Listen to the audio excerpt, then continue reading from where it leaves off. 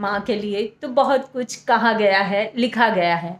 आज पापा के लिए कुछ सुनते हैं। एक अरसे के बाद मेरी कलम एक नाकाम कोशिश करने जा रही है। पापा जैसे समंदर को एक घड़े में भरने जा रही है।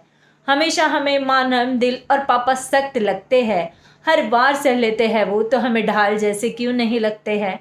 बच्चों की ज़रूरतें पूरी करने को निकल पड़ते हैं वो हर दिन। सर्दी गर्मी बारिश चाहे जैसा हो मौसम, 8-10 घंटे रहते हैं वो घर बिन। फिर भी किसी पार्टी के लिए मना कर दे तो पापा हमें बेदर्द लगते हैं। हर बार सह लेते हैं वो, तो हमें ढाल जैसे क्यों नहीं लगते हैं। Light bill, phone bill, vera bill, bank के हफ्ते, न जाने और भी कितने टेंशन है। स्कूल फीस, बस फीस, ट्यूशन फीस कैसे आती है, हमें नहीं किया कभी मेंशन है। फिर भी किसी पिकनिक के लिए मना कर दे तो पापा हमें सरदर्द लगते हैं। हर बार सह लेते हैं वो, तो हमें ढाल जैसे क्यों नहीं लगते हैं। जवान बेटे अपने पिता का मजाक उड़ाते हैं दोस्तों की भरी महफिल में। बेटियों को भी अब कहाँ पता कितनी पसीने की बूंदें लगी है महंगी ड्रेस और हाई हील में। फिर भी लव मैरिज के लिए मना कर दे तो क्यों नहीं वो हमदर्द लगते हैं। हर बार सह लेते हैं वो, तो हमें ढाल जैसे क्यों नहीं लगते हैं। हर बार सह लेते हैं पापा, तो हमें ढाल जैसे क्यों नहीं लगते हैं। मेरी पोएम का टाइटल है मैं घर तक वापस आऊँगी ना। रोज़ घर से निकलते वक्त एक डर सा लगा रहता है। 100 सवाल मेरा पीछा कर रहे होते हैं कि मैं घर तक वापस आऊँगी ना।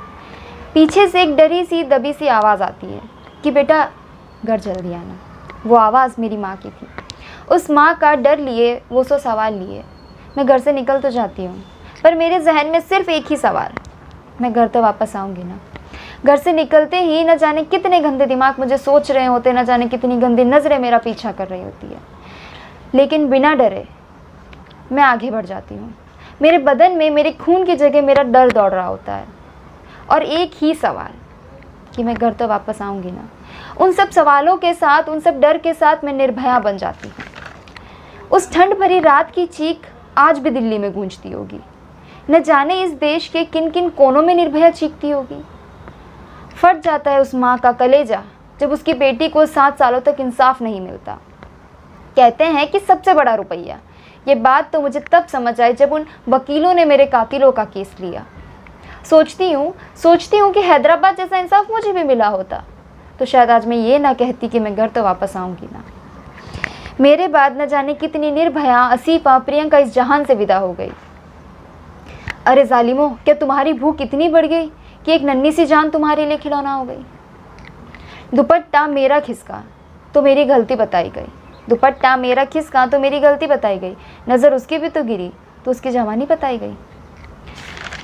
सोच छोटी नहीं मेरी, वो मेरे कपड़ों को छोटा बताते हैं। सोच छोटी नहीं, वो मेरे कपड़ों को छोटा बताते हैं। बलात्कार करते हैं वो, बलात्कारी नहीं, तो मुझे क्यों चरित्रहीन बताते हैं। Thank you. मॉर्निंग फ्रेंड्स, मेरा नाम कृतिका अग्रवाल। आज मैं आप सभी के सामने एक बहुत ही सुंदर सा कविता प्रस्तुत करने जा रही हूँ। आशा करती हूँ कि आप लोगों को पसंद आएगा। चलिए। उजालों की खोज में निकलता नहीं कोई राही यूँ ही, तो क्या हुआ अगर, तो क्या हुआ अगर थोड़ी ज़्यादा घूम गई उसकी घड़ी की सुई। बहुत दिनों से एक सवाल मैं खुद से करती रही, एक लड़ाई थी मन में जिससे मैं लड़ती रही। आज मौका मिला है नसीब से, कितना सही पूछूं मैं आप सबसे कि डिगरे के बिना इंसान की कोई कीमत नहीं। कहते हैं लोग संघर्ष के बिना असली मज़ा मिलता नहीं, तो क्यों संघर्ष करने वालों को मिलती इज्जत नहीं। क्यों उनकी कोशिशों को लोग बख्शते नहीं। क्या हर कामयाब को मिल जाती मंजिल यूं ही। सही गलत तो अपना अपना समझौता है। 200-400 के मुहूर्त से बढ़कर भी आगे कुछ होता है। एथिक्स पर भाषण तो हर सफल टैक्स इवेडर दे जाता है, पर उससे भला वो अंगूठा छाप है जो अपना हर टैक्स भर आता है। सही गलत के तराजू में तोलना बंद कर दे अगर लोग, सही गलत के तराजू में तोलना बंद कर दे अगर लोग, तो लड़खड़ाते लड़खड़ाते ही सही मगर चलना सब चाहिए। धन्यवाद। यह कविता प्रीति सुल्तानिया द्वारा रचित है। धन्यवाद। Hello friends, my name is Arav.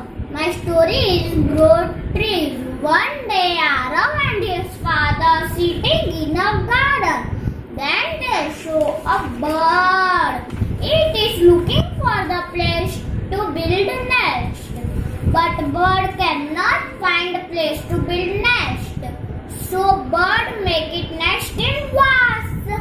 Arav said to Dad, Dad, why bird is building its nest in vase? I hear bird build its nest on trees. Dad said, yes, you are right. But now in cities it is difficult because garden are small with a few trees. Arav said, Dad, I have an idea. Let's make a birdhouse.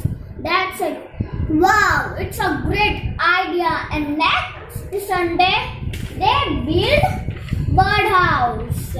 After few days, there was a sparrow busily bringing a bit of straw and entering the round hole. The nest was being made, and after few days there was a family just like us. Arav gives them grain and water to little bird to eat them happily.